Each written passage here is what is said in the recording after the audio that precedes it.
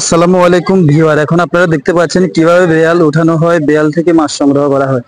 আপনারা দেখতে পাচ্ছেন বেয়ালের এক মাথা থেকে চারজন লোক আস্তে আস্তে জালটাকে উঠাচ্ছে। আপনারা দেখতে পাচ্ছেন, ভিউয়ার দেখতেই থাকেন।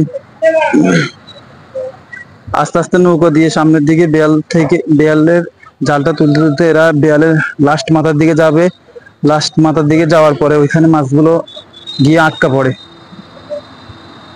এখন আপনারা এই মুহূর্তে দেখতে পাচ্ছেন চারজন লোক একটি নৌকা করে আহ, জালটাকে ধীরে ধীরে তুলতে তুলতে সামনের দিকে এগিয়ে যাচ্ছে। আপনারা শেষ পর্যন্ত অপেক্ষা করেন, দেখবেন ভিডিওর শেষে খুব আনন্দ হবেন। বিপুল পরিমাণের মাছ কিভাবে দেয়াল থেকে উঠানো হয়।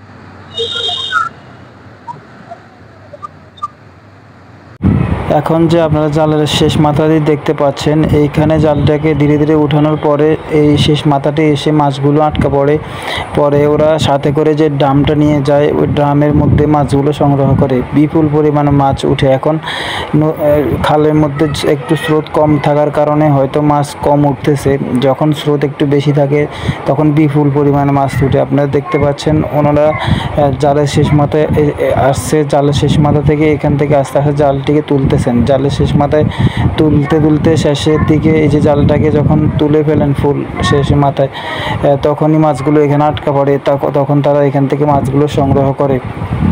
দেখতে পাচ্ছেন এই যে আপনারা ভিডিও শুরু থেকে দেখতে পেয়েছিলেন, জালের দুই পাশেই বাঁশের কিছু খুঁটি বসানো আছে। এই খুঁটিগুলোর সাথে জালটাকে আটকানো থাকে। জালটা এটা মাটির সাথে, খালের মাটির সাথে লেগে থাকে। জালটা যখন মাছগুলো ধীরে ধীরে পানির স্রোতের সাথে জালটার মধ্যে আসে, তখনই তারা ঘন্টাখানিক পরে পরে জালটাকে ধীরে ধীরে চারজন মিলে আস্তে আস্তে জালটা টানে তুলতে তুলতে তুলতে তুলতে শেষ মাথায় যায়। জালের শেষ মাথায় গেলে যেখানে এখন দেখতে পাচ্ছেন যে তারা জালটা শেষ মাথায় আসছে, ওখান থেকে মাছগুলো সংগ্রহ করে। আপনারা দেখতে পাচ্ছেন এখনো কিন্তু তারা জালের শেষ মাথা থেকে এভাবে চারজন মিলে ধরে আস্তে আস্তে করে মাছগুলোকে সংগ্রহ করে।